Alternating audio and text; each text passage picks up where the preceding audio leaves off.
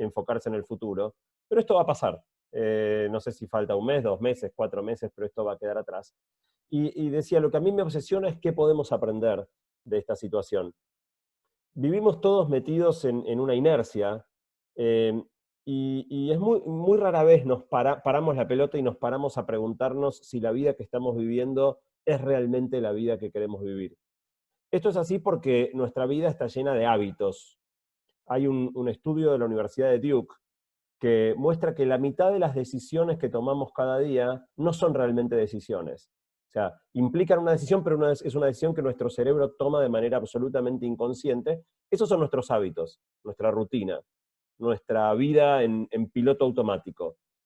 Eh, Hay muchas cosas, no sé, desayunamos en general más o menos lo mismo, nos cepillamos los dientes de la misma manera, pero incluso podemos hacer tareas muy complejas sin siquiera pensarlo. Por ejemplo, conducir un auto. Y no solo en una ruta, en una ciudad compleja, con tránsito, con colectivos, prestando atención a las calles, a la radio, y podemos estar con la cabeza en cualquier lado y haber manejado media hora, tomado montones de decisiones sumamente difíciles, todas ellas de manera correcta, sin siquiera estar poniendo atención. Bueno, lo que la primera cosa que la pandemia hizo y la cuarentena hizo es hacer añicos nuestra rutina. Todos esos hábitos, o casi todos, seguimos desayunando parecido, pero prácticamente todos nuestros hábitos se vieron detenidos. Y eso de alguna manera tiene un lado genial, que es que todas esas decisiones que no eran realmente decisiones, vuelven a convertirse o a poder ponerse en un signo de pregunta. Todos esos actos compulsivos vuelven a convertirse en una elección. Y entonces de lo que quiero hablar hoy no es de qué va a pasar, porque honestamente les confieso, no tengo la menor idea de qué va a pasar, sino de qué queremos que pase. Porque hablar de qué va a pasar nos ubica fuera de la construcción de ese futuro, como si fuéramos meros espectadores de una situación en la que no tenemos nada que aportar ni nada que incidir. Y yo creo que en cierta escala, ¿no? Obviamente no podemos cambiar el balance geopolítico de China con Estados Unidos, hay cosas que están fuera de nuestro control, pero de las cosas que realmente importan de nuestra vida, eh, no tiene sentido preguntarse cómo van a ser sin preguntarnos cómo queremos que sean. De alguna manera, resumiría la pregunta en mi cabeza desde que la cuarentena empezó en qué podemos aprender y cambiar de nuestra vida y nuestro mundo en base a esta experiencia límite que estamos viviendo. O en otras palabras, ¿cómo hacemos para que el 2021 no sea como el 2020, por favor, no otro año como este, pero tampoco como el 2019? ¿Qué podemos cambiar? Eh, y lo primero que tengo para decirles es una mala noticia, que es que si, como les sucede, como me pasa a mí, ustedes quieren que algo cambie a partir de esto, lo más probable es que no suceda. Porque los hábitos y la rutina son tremendamente fuertes. Y aun cuando en este momento de sentirnos desacomodados creamos que vamos a construir una nueva normalidad o que algo va a cambiar, la historia muestra que ya hubo muchas crisis anteriores, muchas crisis en las que parecía que iba a haber un antes y un después, y rápidamente cuando la crisis termina, todas las cosas se acomodan como eran. Y quizá el mejor ejemplo para mirar es lo que está pasando en Wuhan. Wuhan fue el foco inicial de esta pandemia, y por esta cuarentena extremadamente férrea que adoptó China, ya hace rato que tienen 0 casos diarios y reabrieron Wuhan. Y reabrieron Wuhan no solo con los mismos mercados húmedos y el mismo tráfico de fauna que dieron origen a esta pandemia en el inicio, sino con todo eso reforzado. Wuhan, en definitiva, volvió exactamente a la misma rutina que antes, la misma que nos generó este problema enorme, pero con el esfuerzo de lograr un rebote rápido de la economía, todos los peores rasgos previos hoy están exacerbados. Volvimos, pero peores. Si queremos que algo cambie, vamos a tener que pelear por eso. Pelear contra nosotros mismos, pelear contra nuestros hábitos, pelear contra los hábitos de los demás, porque la inercia, si no, nos va a llevar a ir por el mismo camino. Y entonces lo que quiero hacer en los próximos 15, 20 minutos es compartir algunas ideas, algunas cosas en las que yo vengo pensando, que a mí me gustaría que cambiaran, para sembrarles ideas a ustedes y después invitarlos a que ustedes piensen cuáles son las que ustedes querrían cambiar. La primera cosa que a mí me llamó tremendamente la atención con esta pandemia es que esto no es inesperado. sabíamos que iba a pasar. Era una obviedad que iba a pasar. No sé si vieron un discurso que circula en las redes de Barack Obama en el 2014, donde Obama dice con todas las letras, en algún momento va a aparecer algún virus que se transmita de persona a persona a través del aire, y esto puede generar una mega pandemia, entonces tenemos que estar preparados para detectarlo rápidamente, contenerlo y combatirlo. Dice todo lo que iba a pasar, y ahí dice, en los próximos 5 a 10 años, pasó en el año 6, o sea, justo exactamente en el rango de tiempo que él especulaba. Al año siguiente, en el 2015, Bill Gates dio una charla espectacular en TED, si no la han visto, véanla, donde también dice todo lo que iba a pasar. ¿Y por qué? No es que sean genios o tengan la bola de cristal. Es que en el 2002 tuvimos el SARS, algunos lo recordarán, en ese momento yo estaba con mi emprendimiento Fishnet y viajaba todo el tiempo a Brasil, y no hubo cuarentena, pero hubo un tiempo donde te tomaban la fiebre en los aeropuertos, algo, digamos, una muestra en escala pequeña de lo que estamos viviendo hoy. Y el SARS era tan parecido a esto, que también era un coronavirus, este es el COVID-2, el SARS-CoV-2 y el otro el SARS-CoV-1, hasta tal punto son parecidos que casi se llaman igual. Después en el 2009 estuvo la gripe A, que en nuestros países no pasó a mayores, pero en México sí. En México hubo cuarentena, hubo quiebra masiva de restaurantes y mucho de lo que está pasando hoy pasó en México en el 2009. En el hemisferio sur tuvimos la suerte de que se contuvo mejor. Después en el 2012 fue el MERS, que era mucho, mucho más mortífera. 40% de las personas que se agarraban MERS morían, pero era mucho menos contagiosa. Y que una epidemia se convierta en pandemia depende del fine-tuning de 3 o 4 cosas. Cuán contagiosa es, cuán mortal es, cuán rápido te mata. Si te mata demasiado rápido no te da tiempo a contagiar, o sea que te mate muy rápido es malo desde la óptica de convertirse en pandemia. Cuán fácil es de detectar y cuánto tiempo tiene de incubación y si contagias durante el periodo de incubación. Con esos 4 o 5 parámetros es bastante previsible si una epidemia va a poder ser contenida o no. Y simplemente las anteriores no tuvieron la combinación justa de estos parámetros. Y lo que resulta muy sorprendente es cuán ridículamente impreparados nos tomó esta situación absolutamente previsible y anunciada.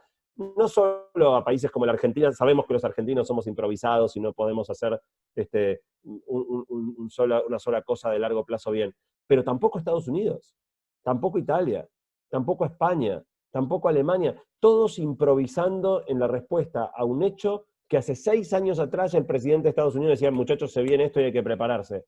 Es muy llamativo. Y esto me preocupa especialmente porque este no es el único desafío de riesgo existencial, de riesgo muy grande que tenemos, que funciona bajo la misma lógica de saber qué va a pasar, pero no sabes cuándo, y en el fondo lo que nos ha matado con esto es el cortoplacismo. El cortoplacismo de la política, el cortoplacismo de las empresas, el cortoplacismo de las personas. Si el problema no lo tenemos delante de la nariz, dejamos la acción para más adelante. Me preocupa especialmente hablando de cambio climático, que es otro desafío gigante, donde cuando las circunstancias realmente se pongan muy jodidas, producto de lo que estamos haciendo, en algún momento vamos a decir, ¿cómo no hicimos algo antes? Bueno, el antes es ahora. Si queremos evitar una catástrofe climática, este es el momento. Y eso me lleva a la segunda cosa que me impactó muchísimo durante la cuarentena. Yo vivo en Buenos Aires y no estoy seguro si en Santiago pasó lo mismo. Es muy probable que sí, aunque en Santiago la cuarentena fuerte empezó hace menos tiempo que en Buenos Aires. En Buenos Aires estamos hace 80 días, yo en 80 días salí una sola vez de mi casa, o sea, yo no salgo ni siquiera a comprar al supermercado, compro todo por delivery, pisé una sola vez la vereda de la entrada de mi edificio en 80 días. Y lo que pasó, que a mí me sorprendió tremendamente, es que el medio ambiente mejoró una enormidad. Los atardeceres de Buenos Aires nunca los recuerdo tan hermosos como ahora, porque se fue toda la contaminación. Se fue toda la contaminación porque paramos los camiones, los autos, los colectivos, la porquería que armaba esta nube de smog, y sé que el smog en Santiago es un problema especialmente grave por estar encajonada entre montañas. Posiblemente les haya pasado lo mismo. No recuerdo en mi vida atardeceres tan hermosos como los que vi ahora. Y la otra cosa que me impactó mucho, no sé si vieron esas fotos que aparecieron bastante al principio de las cuarentenas, de animales salvajes en el centro de algunas ciudades, jabalíes en el centro de Barcelona, ciervos en Osaka, montones de animales salvajes metiéndose al centro de las ciudades. Y yo veía esas fotos y pensaba, ¿de dónde salieron estos animales? porque no pueden haber recorrido una gran distancia, o sea, un animal no transita 500 kilómetros para meterse en Barcelona. Y la respuesta muy triste es, salieron de su propia cuarentena. Finalmente salieron del encierro espantoso al cual la actividad humana los condena, ocupando todos sus hábitats y haciéndolos refugiarse en lugares escondidos donde los humanos no los encontremos. Y la verdad es que obviamente este no es un momento para ponerse ecologista extremo y priorizar a los animales respecto de todos los problemas que estamos teniendo los humanos, pero creo que hay un mensaje muy fuerte en esto. Nunca estuvo tan claro, por lo menos para mí, el hecho de que cómo nos movemos, cómo trabajamos, cómo nos alimentamos y cómo consumimos influye tan directa y rápidamente en el entorno en el que vivimos. El riachuelo, que es el río que cruza la ciudad de Buenos Aires, sería nuestro Mapocho, pero que está en el límite de la ciudad, hace 30 años que no tiene ningún tipo de vida. Está tan contaminadas esas aguas que nada puede vivir salvo bacterias. En este momento hay peces. De hecho, se encontraron peces en el riachuelo apenas 2 semanas después de que empezó la cuarentena. En solo 2 semanas, un río que hace 30 años está muerto, recuperó la vida simplemente porque lo dejamos de arruinar. Entonces la segunda cosa impactante del aspecto ambiental es cuán rápido se arregla todo cuando los humanos nos dejamos de joder. Y la pregunta es, de nuevo, yo creo que a corto plazo va a haber que priorizar la recuperación de la economía, los problemas de desempleo y toda la dificultad humana asociada a la pandemia, pero creo que no podemos dejar a mediano plazo de ver la señal que el medio ambiente nos dio con esta experiencia. La tercera cosa de la que quiero reflexionar es que por primera vez, en nuestra vida por lo menos, podemos tener la certeza de estar viviendo un hecho histórico.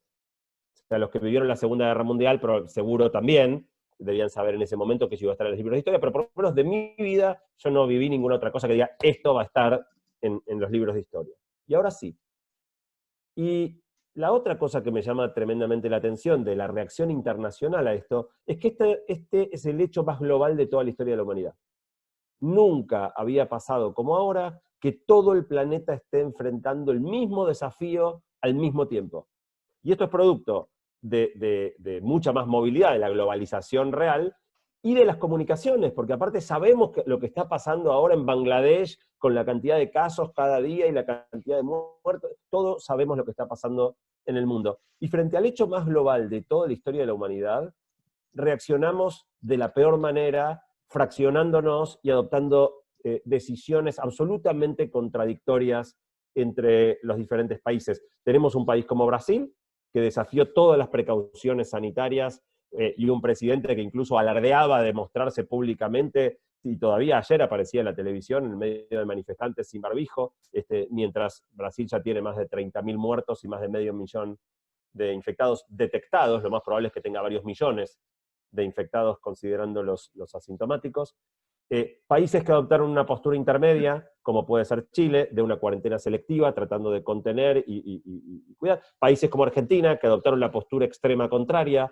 Hace 80 días que no salimos a la calle, el número de casos viene muy contenido, pero las consecuencias sobre la economía probablemente vayan a ser calamitosas. Fíjense, tomé solo 3 países vecinos, y ni me metí con Bélgica y Holanda. O sea, cuando uno mira las estadísticas de COVID, se hablaba mucho de Alemania, por ejemplo, como un gran ejemplo de cómo habían dejado disparar los casos, pero contenido las muertes. En este momento Perú tiene la misma cantidad de casos que Alemania y tiene la mitad de las muertes. Y nadie habla del ejemplo de Perú como manera de contención. Bangladesh tiene la misma cantidad de casos que Bélgica y Holanda y 1/5 y 1/10 de las muertes que esos países europeos. Es muy extraño, pero realmente me resulta insólito que frente al hecho más global de la historia de la humanidad se haya dividido en 20 tipos de respuestas diferentes, muchas de ellas contradictorias, y no hayamos tenido una capacidad de respuesta coordinada entre todos. La cuarta cosa de la que quiero hablar, y esta voy a hablar muy poquito porque es un tema justamente porque tengo demasiado para decir, y si no me voy a pasar de tiempo y quiero que quede un ratito para preguntas, y perdimos bastante rato al principio, tiene que ver con el uso de redes.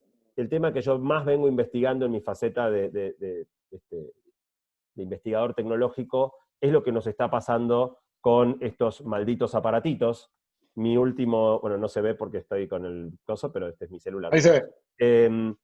Mi último libro, que salió hace algunos meses, se llama Guía para sobrevivir al presente, Atrapados en la era digital, y tiene que ver con entender los mecanismos de manipulación a los que estamos expuestos cada vez que usamos uno de estos aparatos. No lo logro que se vea, pero bueno, de ahí está, se dan una idea. Básicamente, para que se entienda, los humanos somos genios usando herramientas. Hay alguna que otra especie animal que también usa herramientas, pero muy precarias. Y realmente lo que nos hizo únicos como especie es nuestra capacidad de manipular herramientas. Y estamos acostumbrados a, por ejemplo, no sé, usar un martillo, donde cuando vos usas un martillo, lo agarrás, y el martillo hace lo que vos quieras. Donde vos quieras martillar, vas y martillás. Este aparatito es la primera herramienta que en el momento que la agarrás, empieza a tratar de manipularte a vos. O sea, si yo agarro este aparato, por ejemplo, para mirar cuál es el link para entrar al Zoom dentro de un rato, enseguida me van a empezar a aparecer notificaciones. Por ejemplo, entérate de que está por lanzar el nuevo cohete de SpaceX, sale ahora, está en cuenta regresiva, y obviamente saben que a mí me fascina todo el tema de la exploración espacial, con lo cual rápidamente voy a querer cliquear en esa notificación e ir a YouTube a ver el live del cohete, mientras Facebook me va a estar diciendo, mirá la nueva foto que subió tal persona, mientras Instagram me va a estar diciendo, entérate lo que está haciendo Messi en este momento, mientras los diarios me van a estar diciendo, entérate cuántos nuevos casos hay hoy y cuáles son los anuncios nuevos respecto de la cuarentena. El teléfono instantáneamente va a empezar a tratar de que yo haga no lo que yo quería hacer, no el uso que yo le quería dar, sino el uso que le conviene a YouTube, que le conviene a Facebook, que le conviene a Instagram, que le conviene a TikTok, que le conviene a los diarios que leo. Cada plataforma va a estar tratando de llevarme hacia el lugar que a ellos les conviene. Y esto tiene que ver con cómo están armados la mayoría de los modelos de negocio en Internet, donde casi todos los productos que usamos son gratuitos, pero el negocio es monetizar nuestro tiempo. Entonces nos necesitan mirando YouTube para poder venderle nuestro tiempo a los anunciantes, microsegmentado, con toda la información personal, etc. De esto se trata, es mi principal tema de investigación y de escritura en los últimos 2 años. Si a alguno le interesa, puede descargar gratis la introducción de mi libro. Lamentablemente no está en papel en Chile, está en ebook o en audiolibro. Si a alguno le tienta a leerlo, puede bajar la introducción y ver mejor de qué se trata.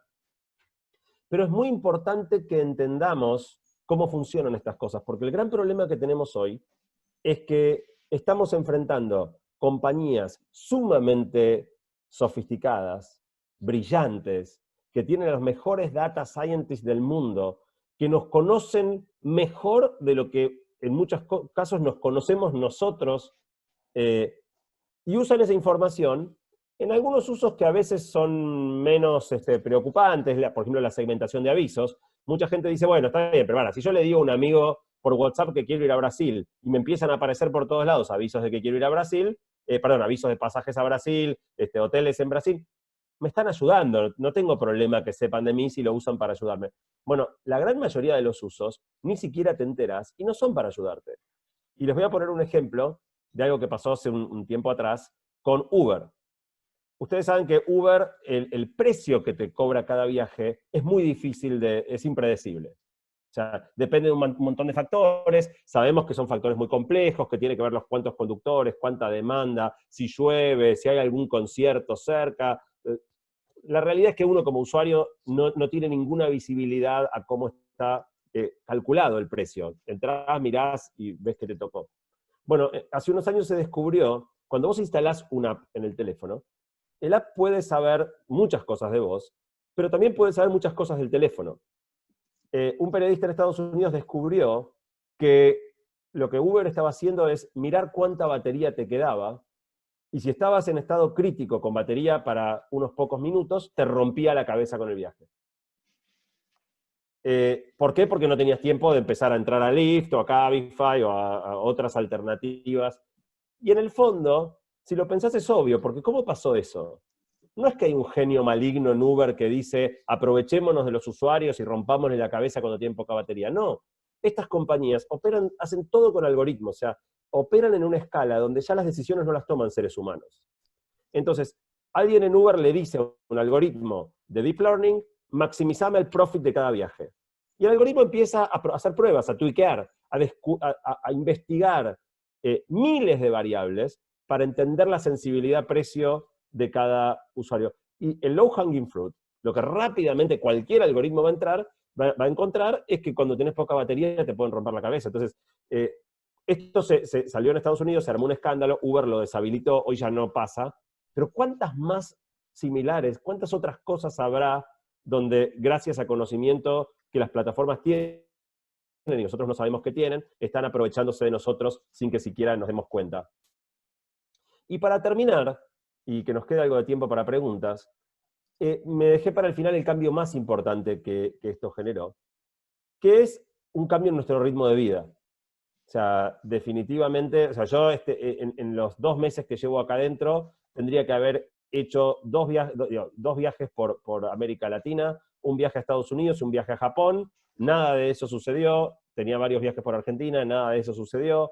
Y de repente pasa algo muy raro, que es que a pesar de todas las limitaciones, de toda la preocupación, de la angustia económica, hay una parte de mí que se siente mejor. Hay una parte de mí que se siente aliviada. Y es muy loco porque yo siempre tuve el derecho de no ir a Japón. Yo me moría de ganas de ir a Japón. Mi viaje a Japón era para llevar la antorcha olímpica en el relay representando a la Argentina. Era un viaje maravilloso y muchos otros viajes que tenía que hacer los hago porque quiero y porque es mi trabajo y me gusta. Y sin embargo, cuando de repente me cortaron un montón de opciones, algo en mí se sintió aliviado. Y esta sensación, que fue muy fuerte en las primeras semanas de la cuarentena, ahora estoy podrido de estar dentro de mi casa, como nos sucede probablemente a todos, pero no dejé de tomar nota de esa primera sensación de las primeras semanas, y tratando de entender por qué me sentía aliviado en un punto, llegué a algo que digamos, es un tema también que es muy importante de mi último libro, que es cómo funciona la felicidad humana. Si yo les pregunto a ustedes, es muy probable que todos planteen que su objetivo en la vida es ser felices, y sin embargo entendemos ridículamente poco el funcionamiento de nuestra propia felicidad.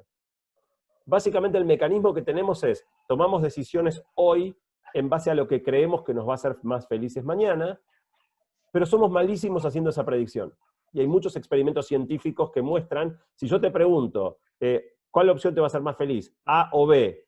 Y vos haces tu predicción, y después tomás a personas que hicieron A y que hicieron B, el resultado, la gran mayoría de la gente predice mal la felicidad que va a sentir y toma la decisión equivocada. Y una de las áreas clave donde esto se manifiesta es en el consumismo. Vivimos en una sociedad de consumo que permanentemente nos instala la idea de que lo que nos falta para ser felices es que nuestra compañía facture más, entrar a otro mercado, cambiar el auto, mudarse a un barrio cerrado o a una casa más grande, comprarse ese par de jeans que viste que te gustan tanto. Y una de las principales predicciones erróneas es que está recontra demostrado que, digamos, superado cierto umbral mínimo, o sea, si realmente no tienes dónde ir a dormir hoy a la noche, o no tienes comida para darle a tus hijos, o no tienes medicamentos para tratarte una enfermedad, acceder a esos bienes materiales tiene un impacto enorme en la felicidad. Pero alcanzado un umbral mínimo, donde ya no te están faltando cosas de vida o muerte, hay cero correlación entre mayor nivel de ingreso y mayor felicidad. Y hay montones de maneras de ver esto. Una bastante obvia es, hay muchas encuestas de grado de felicidad entre los países, y por ejemplo los brasileños son más felices que los estadounidenses, fuera de pandemia, ¿no? Abstraigámonos en esto de la coyuntura inmediata. En promedio los brasileños son más felices que los norteamericanos, que los americanos, pese a que su ingreso per cápita es 4 veces menor. También se puede ver en la trayectoria de crecimiento de los países. Las medidas de Estados Unidos cuadruplicó su producto per cápita de 1950 a la fecha de hoy, y los americanos hoy no son más felices que en la década del 50. Hay montones de mediciones colectivas que muestran que mayor ingreso no correlaciona con mayor felicidad, pero también es totalmente cierto y obvio en la perspectiva individual. Les pido que piensen la última vez que lograron alguna cosa de consumo que anhelaban mucho. Comprar alguna cosa que esperaron bastante tiempo. Seguramente van a recordar que a cortísimo plazo, inmediatamente después de que te mudaste, o después de que cambiaste el auto, después de que tuviste ese logro, después de que levantaste esa ronda de capital, tenés un periodo corto de un pico de felicidad muy significativo. Ahora, piensen 6 meses después. 6 meses después de ese logro, ¿eran más felices que 6 meses antes? Casi seguro, salvo que fuera de nuevo una necesidad básica insatisfecha, casi seguro la respuesta es no. Y de alguna manera lo que la cuarentena nos obligó es a vivir casi sin consumir, porque cerraron todos los negocios, salvo comida, o sea, lo único que podés comprar es comida, medicamentos, prácticamente nada más. Y en esa vida simple, de repente empezamos a tomar decisiones, ya no basadas en la predicción de lo que creemos que nos haría feliz, porque lo que creemos que nos haría feliz no lo podemos hacer, hacemos la que nos queda, y resulta que la que nos queda era mejor que la que íbamos a elegir. Yo creo que algo de ese mecanismo también es lo que la cuarentena puede ayudarnos a entender mejor. Con esto, me gustaría terminar diciéndoles que esta es mi lista de cosas, es en lo que yo vengo pensando en estos meses de pandemia, pero quiero invitarlos a que piensen ustedes. ¿Qué pueden aprender de esta situación? ¿Qué quieren aprender? ¿Qué quieren que cambie en su vida a partir de esto? ¿Y qué pueden hacer para que, en definitiva, el día después de la pandemia sea obra de nuestras decisiones y nuestro diseño, y no simplemente de ser espectadores de lo que pase? Muchísimas gracias, perdón que estamos un poco atrasados. Yo me puedo estirar hasta y cuarto si es que ustedes pueden, con lo cual tenemos igual unos 20, 25 minutos para preguntas. Buenísimo. Oye, bueno, excelente la presentación. Bueno, la primera pregunta ahí de Mauricio, la quiero complementar un poquito. Obviamente si tú ponías 4, 5, 6 meses atrás en tu FODA, amenaza, pandemia mundial, iban a decir que eres un terrorista, pero bueno, ya está el tema. Entonces pregunta, si puedes compartir algunos tips de cómo hacer negocios con estos vientos en contra, porque obviamente está súper como difícil todo. Entonces, ¿cómo harías negocio con este momento? Algunos tips. Esa es la pregunta para hacerle a un argentino, porque un argentino lo único que sabe es hacer negocios con viento en contra. Yo fundé OfficeNet en 1997, que era el final de la época que Argentina tenía ley de convertibilidad, o sea, el dólar estaba puesto 1 a 1 con el peso por ley, y ese fue un periodo que duró 6, 7 años de muchísima estabilidad macroeconómica. Es la excepción, el único momento en mi vida que yo viví con estabilidad. Fundé OfficeNet en el 97 en el medio de ese contexto, donde uno creía que Argentina ya había entrado en un camino distinto de estabilidad. En el 99 viene la crisis rusa, que empieza a acumular la tensión sobre la devaluación del peso. En el año 2000 empieza la mega recesión argentina. En el 2001 explota todo por el aire. Y a partir de ahí nunca más viví un periodo de estabilidad. Así que el viento en contra es la especialidad de los argentinos. Si algo yo aprendí en todo esto es que siempre que un montón de puertas se cierran, algunas puertas se abren. Y que cada contexto dificulta muchas cosas y potencia otras. Y les voy a dar un ejemplo. Y quizá el ejemplo más obvio es Zoom. Yo conozco bastante a los fundadores de Zoom, porque el fondo principal que invirtió en Zoom, es un fondo de Silicon Valley que se llama Emergence Capital Partners, es también el fondo que me invirtió a mí en Restaurando y en Quasar. Así que mismo el partner que decidió la inversión, está en el board de Zoom. Zoom tenía 10 millones de usuarios al empezar diciembre y tiene 200 millones de usuarios ahora. Multiplicó por 20 la cantidad de usuarios en 3 meses. Entonces, está claro que hay ciertas cosas que se ven tremendamente potenciadas por una situación como esta. Obviamente no se podía armar Zoom de la noche a la mañana. Zoom tampoco tenía en su FODA que esto iba a pasar, no es que lo armaron para que cuando hubiera una pandemia, pero se lo lleva a una escala distinta. Yo tengo 2 compañías ahora en las que estoy activo. Una se llama Trocafone, que es una compañía que está en Brasil, que lo que hace, de hecho fue seleccionada por Endeavor también, no yo como emprendedor, tiene un founder, yo no tengo rol operativo ya en Trocafone. Trocafone está en Brasil y lo que hace es comprar y vender celulares usados. Y después tengo otra compañía que se llama Sirena, que es un software as a service para atender clientes a través de WhatsApp. A Trocafone la pandemia y la cuarentena le viene pegando durísimo, porque nuestro modelo de compra de teléfonos está muy anclado en el retail. Nosotros compramos los teléfonos cuando la gente va a comprar un teléfono nuevo, ahí le compramos el usado. Es como el auto usado, el teléfono usado. Tú haces como Exactamente, vos vas con tu teléfono a comprarte uno nuevo, por ejemplo, en las 252 tiendas de Samsung en todo Brasil, hay un booth de Trocafone, cuando vas a comprarte, ahora salió el Samsung S20, yo te compro el S10, el S9, el S8, o el iPhone, o lo que lleves, digamos, Claro, cualquier teléfono de alta gama que lleves, me doy media vuelta, lo reacondiciono y lo vendo. La venta va espectacular, pero se nos desplomó la compra.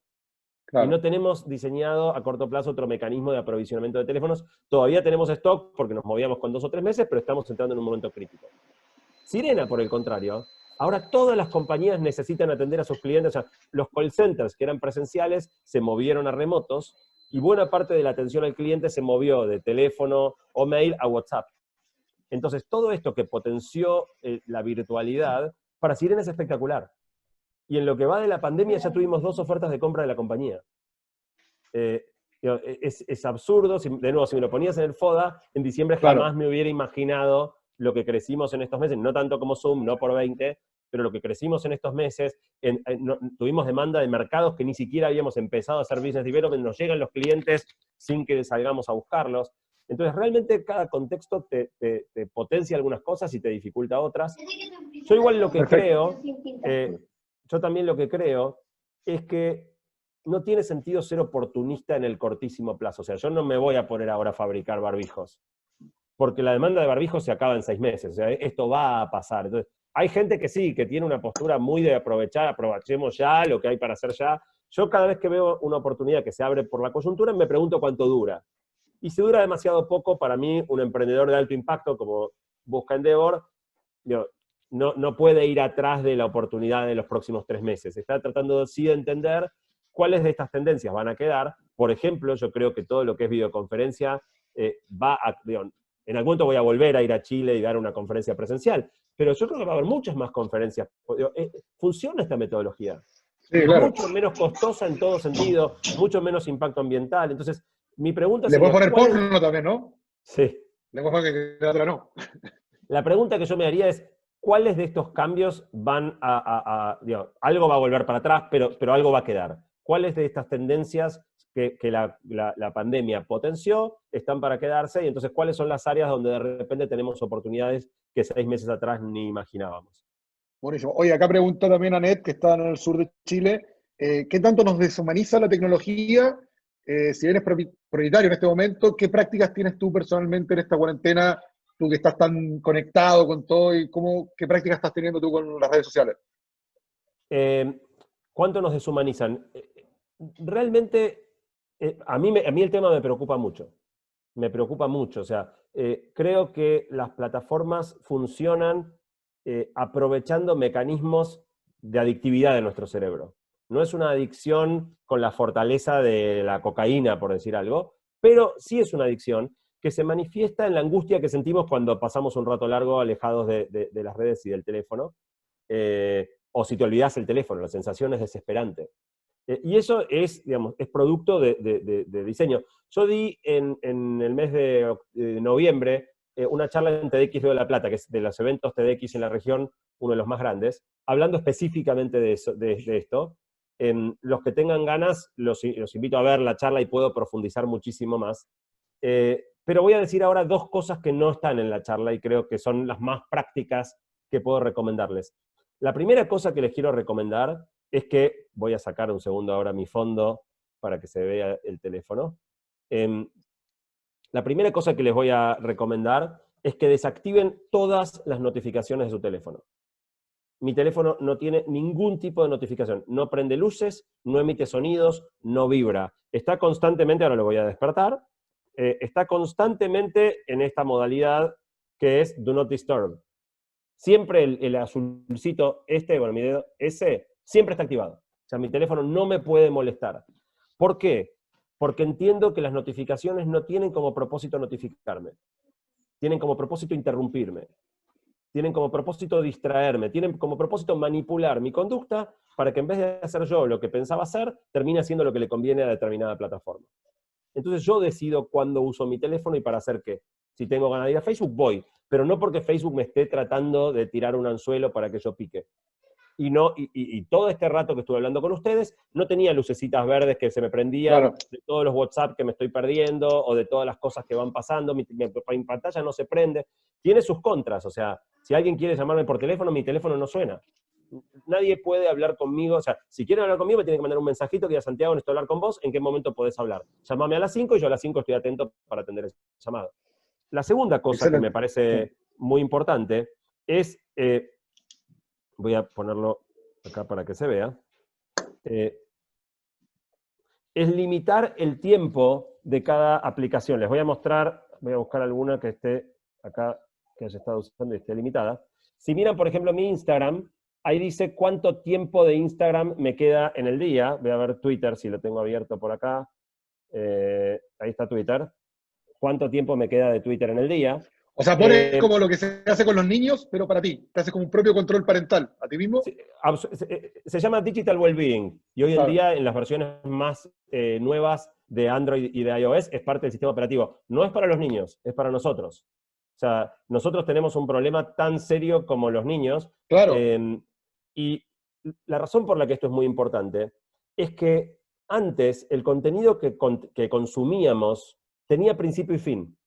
Si te comprabas una revista o un diario, leías, tenía 50 páginas, leías las páginas y se acabó la revista. Y hasta la semana que viene, si era semanal, o hasta el mes que viene, si era mensual, no había más revista. Ahora tenías que buscar otra cosa para leer porque esa se acabó. Si te gustaba mucho una serie que estaba los lunes a las 9 de la noche en la televisión, mirabas el capítulo, terminaba a las 10, y hasta el próximo lunes a las 9 de la noche no había otro capítulo. Oye, ¿hay alguna Ahora, app de esta ahora que tengas que te haya encantado, algo nuevo que hayas bajado en estas semanas, digamos, de encierro, algo como que te perdón, haya un segundo, como... termino esta idea y después voy Claro, a eso. En Instagram no hay fin. claro, Siempre hay una foto más. Siempre hay un story más. sí, claro, En YouTube siempre hay un video más. Y no sí, solo un obvio. video más. Hay un video más extremadamente relevante a lo que te interesa. Entonces hace falta crear un límite artificial. Y montones de días se me acaba Instagram a las 4 de la tarde o se me acaba Twitter a las 3 de la tarde. Y es genial. Porque por un lado, limita mi nivel de consumo digital, pero también me fuerza a ser más variado, porque gran parte del problema es como con la alimentación. Se puede comer hamburguesa de vez en cuando, pero no podés comer hamburguesa todos los días. Claro. Entonces, de alguna manera te obliga a poner un límite más o menos bajo, a por lo menos limitar tu consumo digital y aparte ser multiplataforma y estar usando herramientas múltiples.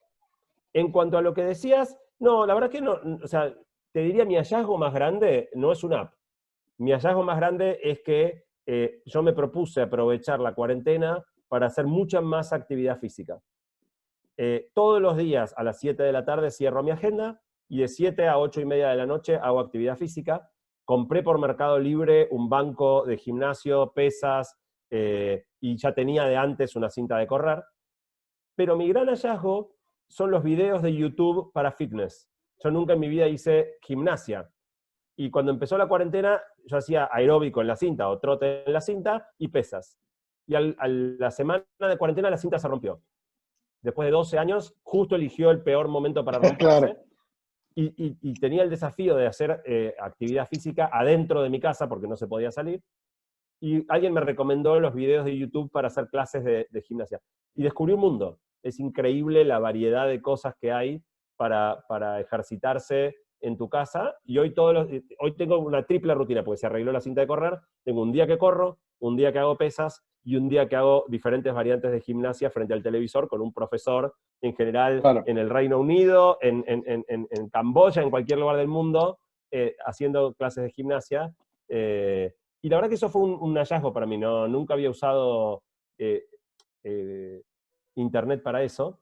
Y la otra, pero eso es algo muy personal, a mí me gusta mucho escuchar música, y por alguna razón en mi vida tan movida la música nunca tenía un buen lugar, ¿no? Nunca tenía tiempo, para lo sumo un poquito, no sé, en un avión un ratito.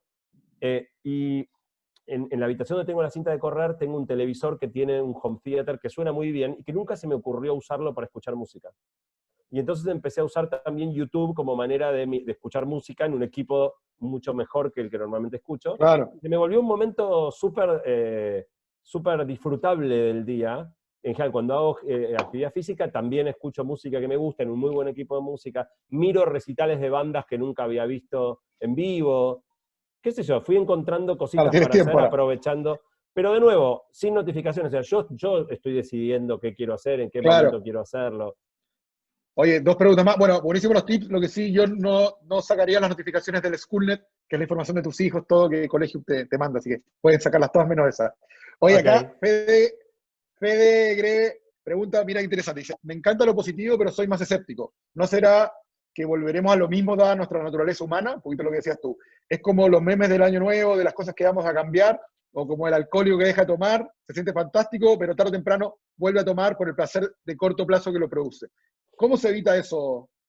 Estoy totalmente de acuerdo con Federico, o sea, yo también soy escéptico. De hecho, mi primer planteo fue, muchachos, si quieren que algo cambie, prepárense, porque no va, si no nos matamos para que pase, no va a pasar. O sea, los peces que están nadando en el riachuelo, en cualquier momento, cuando se afloje la cuarentena, que de hecho es muy probable que hoy se anuncie, van a volver a abrir las fábricas que vertían los desechos tóxicos río arriba y se van a morir todos. Va a pasar esta semana. O sea, ya esta semana estamos empezando a romper todo de nuevo. Así que sí, me preocupa tremendamente. Mi objetivo principal, dando esta charla, que la vengo dando en bastantes lugares, es que ojalá suficiente cantidad de gente piense y diga, ¿sabes qué? No, yo quiero que esta vez algo cambie y hagamos para que pase. Pero soy escéptico, o sea, lo más probable es que no. Lo más probable es que volvamos a hacer todos los mismos errores. Y por eso di el ejemplo de Wuhan. O sea, en Wuhan los Claro, mercados húmedos son esos lugares donde acumulan todo tipo de especies animales, animales exóticos y tráfico de fauna, donde el contacto muy estrecho entre especies que viven en hábitats totalmente distintos y por lo tanto nunca debieran estar en contacto, es lo que hace que pueda pasar un virus de una especie a otra que, o sea, la naturaleza es muy sabia, producto de millones de años de evolución. Si hay dos especies que no se cruzan, el tipo de gérmenes que afectan a una especie nunca entraron en contacto con la otra. claro. Cuando juntás cosas que no se tienen que juntar, se arma quilombo. Bueno, los mercados abrieron y hicimos lo mismo. Entonces sí, todo indica que vamos a volver a hacer todas las mismas macanas. eh, y lo ves, digo, a Bolsonaro todavía, digo, con 30.000, 35.000 muertos encima, haciéndose el canchero sin Sí. barbijo entre las multitudes. Triste. Lo ves en las multitudes saliendo en Europa masivamente al espacio público, porque se puede. Si vos me decís ahora, el presidente de Argentina anuncia hoy a la noche que podemos salir y hacer cualquier, yo no voy a salir. Y en los países, se habla mucho en Argentina, no sé si pasa en Chile, se habla mucho de Suecia como ejemplo de un país que logró enfrentar la pandemia sin cuarentena. Yo tengo varios Ayer. amigos suecos. Suecia no puso cuarentena, pero los suecos no salieron, no son tontos. Claro. Hay países donde la gente es mucho más civilizada que en Argentina y no necesita que la encierren en la casa porque sabe, hay una pandemia, bueno, listo, me quedo en casa, no hace falta que me obliguen. Eh, entonces, en definitiva, mi apuesta con escepticismo, Federico, es al cambio individual. O sea, yo no creo que los gobiernos nos vayan a mejorar en nada. O sea, yo creo que los pequeños cambios individuales en una de esas hacen algún efecto, pero soy bastante escéptico. Ok, vamos a la última pregunta acá de Álvaro por el tema del tiempo y así que Dale. dice, ¿cómo ves que se generarán las aproximaciones a clientes nuevos que siempre son frías y difíciles en ambientes con tipo video o tecnológico? En Chile, Argentina y en Latinoamérica son bastante de piel y es cercanía. ¿Cómo lo ves para adelante? Así como, porque una cosa es contactar al cliente, pero después cómo hacer los cierres y todas esas cosas. ¿Cómo lo ves tú esa transición? Eh, el cambio de presencialidad a virtualidad fue muy rápido y muy, digamos, sin planificación, ¿no? O sea, si nos hubieran avisado, miren, en 2 años va a haber una pandemia, vamos a tener que estar tantos meses adentro, y qué sé yo, hubiéramos ido adaptando nuestras compañías y armando prácticas para poder, digo, pero todo esto nos tomó por sorpresa, las compañías no estaban preparadas para eso. Lo pienso sobre todo en las escuelas, Ariel, no sé Sí, qué pasó en Chile. Yo, uno de los temas principales a los que dediqué tiempo en la cuarentena fue investigar todo el tema de las clases virtuales y cómo funcionó el sistema de clases virtuales en la Argentina. Si te interesa ese tema, yo tengo un podcast donde tengo un episodio entero sobre mi buenísimo. investigación del impacto de las clases virtuales. Lo Hice una vemos de todas maneras, encuesta, lo vamos a escuchar. hice una encuesta que contestaron más de 8.000 personas, 2.300 docentes, 2.500 estudiantes de los 3 niveles y 2.800 padres y madres, con la visión de los 3 actores, los padres, los chicos y los docentes, respecto del funcionamiento de las clases virtuales. Todo eso está en el podcast. Y obviamente, anticipo, hago un poquito de spoiler, pero el resultado no es bueno. No es bueno porque lo tuvimos que ejecutar sin ninguna previsión, sin ninguna planificación, todo ejecutado en 2 semanas, sin ningún entrenamiento de los docentes, sin ningún entrenamiento de los chicos, con mala infraestructura en las casas de los docentes y de los chicos. Hay 800.000 problemas producto de que esto fue improvisado. Pero si esto lo hubiéramos hecho con planificación, puede ser muy bueno. Y mi foco, igual que hice hoy, es ¿qué podemos aprender de la educación virtual que estamos teniendo, que es muy imperfecta, producto de todos estos factores que estaba diciendo, para que el 2021, o sea, la educación del 2019 ya era una porquería. No es que estábamos en una situación ideal y ahora se degradó por la pandemia. Estábamos mal, con la pandemia también estamos mal, pero hay un montón de cosas que pasaron durante estos 2 meses que son geniales. Y voy a dar un ejemplo. Todos hemos padecido como estudiantes las malditas pruebas a libro cerrado, donde te preguntan un dato fáctico que se responde de memoria. Así fue la gran mayoría de las evaluaciones, y lo veo, y todavía es así. O sea, mis hijos, yo los veo el día anterior a un examen en la secundaria, memorizando de Claro. todos los datos que pueden para repetirlos al día siguiente en la prueba, y después olvidarse absolutamente todo un segundo después de que el examen terminó. Igual que hicimos nosotros, igual que hicieron nuestros abuelos. Ahora, con las clases virtuales, no puede haber pruebas a libro cerrado fácticas. Si yo te pregunto cómo se llamaban los reyes de Francia en el siglo XVII, en la misma computadora que estás Claro. respondiendo el examen vas a Google. Y si no tenés abierto WhatsApp y se lo preguntás al compañero, no se puede frenar la copia, ni de Internet, ni de los pares. Y eso es genial, porque la vida funciona así. En la vida, si yo tengo que resolver ahora algo que tiene que ver con tecnología de escuelas, no me voy a poner de memoria, te voy a llamar a vos y te decir, che, Ariel, Claro. estoy pensando este tema, ¿qué opinas? Así funciona la vida. Entonces, las pruebas tendrían que responderse no solo al libro abierto, a Internet abierto, integrando material de múltiples fuentes, sin robar y copiar y pegar, dando crédito de dónde obtuviste cada material, construyendo a la vez con material de terceros un discurso propio, interactuando con pares, y de repente lo estamos haciendo. Lo estamos haciendo por las razones equivocadas, que es que no pueden tomar las pruebas tradicionales, pero es genial. Entonces, me encantaría, en este momento, de acuerdo a mi encuesta, las 2 principales modalidades de evaluación son las pruebas a libro abierto y la elaboración de monografías individuales o grupales. Y eso es increíblemente mejor que el mecanismo de evaluación que Claro. teníamos. Por favor, que siga en el 2021. No permitamos que, porque se puede volver al aula, saquen una hoja y a impedir la copia, volvamos para atrás. Bueno, hay un montón de cosas como esa que estamos aprendiendo a la fuerza en este tiempo de virtualidad. La pregunta arrancó por negocios, pero es lo mismo. O sea, lo mismo que están aprendiendo los chicos interactuando con los docentes de una manera donde falta esa cercanía y esa piel. Sí, digo, esto ya pronto seguramente se termine, pero si hubiera que hacer todo el año así, yo les aseguro que a fin de año va a estar funcionando bastante aceitado, salvo por las barreras estructurales de falta de conectividad, falta de computadoras o de lugar tranquilo de trabajo en algunos hogares. Le vamos a encontrar la vuelta a esta modalidad si tuviéramos tiempo e infraestructura para Claro. hacerlo. Y en los negocios es lo mismo. Y les pongo un último ejemplo y con eso terminamos, pero si a mí me hubieran dicho que había un trabajo que era invirtualizable, era el de personal de seguridad. En los edificios, esa persona que está abajo, a veces armada o sin armar, según cuán seguro sea el lugar. Pero ahora, la persona de seguridad del edificio es invirtualizable, porque vos querés a alguien que esté ahí, que prevenga cualquier cosa. Y hoy gran parte de los edificios tienen un tótem con una camarita y un señor Sí. que está en otro lado monitoreando a la distancia y simplemente apretando un botón de alarma, porque igual si estuviera el señor de seguridad y le vienen 5 personas, no va a poder hacer nada el señor. Más que si puede, hasta es más seguro para avisar Claro. que esté en otro lado que esté ahí. Entonces, realmente a mí ese ejemplo me encanta porque creo que todo es bastante virtualizable. No quiere decir que sea deseable que todo se virtualice, ¿sí? Esa es otra discusión. Yo no creo que las clases tengan que seguir siendo virtuales. Las clases presenciales son fundamentales, pero hay muchas cosas hoy que se hacen presenciales que podrían ser virtuales. Y creo que ojalá salgamos con un nuevo equilibrio entre presencialidad y virtualidad, y yo creo que le vamos a encontrar la vuelta, vamos a vender Seguro. perfectamente bien por videoconferencia, no le veo ninguna traba a mediano plazo. Bueno, excelente. La verdad que estuvo súper bueno todo. O sea, fue desde el principio, digamos, esto abrupto, montaña rusa, y la presentación realmente espectacular. Te abre un poquito la mirada, la forma de pensar que tienes espectacular y todo como experiencia acumulada. Y la verdad que Les voy a muy, dejar muy, 2 muy interesante. regalitos. Uno es la página donde pueden descargar la introducción del libro. Ahí la puse en el chat. Libro.blinkist.com. Sí, o si no, que es más fácil de recordar, sobreviviralpresente.com, Es que igual te lleva a la misma página. Ahí perfecto. pueden descargar la introducción del libro. Y después hay un capítulo que yo regalo que tiene que ver con cómo prepararse para los trabajos del futuro, que es la parte más de impacto de la tecnología sobre la vida profesional, de la que no hablé tanto hoy. Para bajar ese capítulo tienen que mandar un mail a una dirección que les acabo de mandar acá, aprender@bilinkis.com, y les llega una respuesta de mail automática con el link para descargarlo. Si no les llega, fíjense, porque puede llegar a ir a spam al ser un mail automático.